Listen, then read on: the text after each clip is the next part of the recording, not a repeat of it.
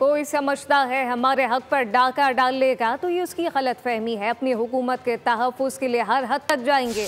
PTI रहनुमा sir कैसर की media से गुफ्तगू। तहरीक इंसाफ के सूबाई सदर जुनेद अकबर बोले कि उम्मीद है कि आइंदा 24 घंटों में खैबर पख्तूनख्वा के 9 मुंतखब वज़ीर आला खैबर हल्फ उठाएंगे।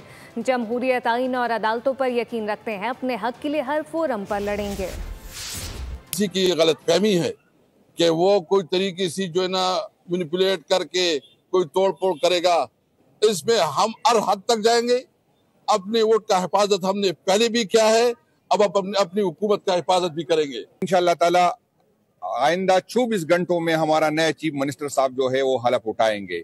हम वही लोग हैं जो एक मरले जायदाद के लिए जान देते हैं, तो जब अगर किसी ने गलती से हमारी हुकूमत हमसे छीनने की कोशिश करे तो अपने हक के लिए आईनी तौर पर, सियासी तौर पर इंशाअल्लाह ताला हर फोरम पे हम जो है सब्सक्राइब करें और बेल दबाएं ताकि कोई खबर रह न जाए।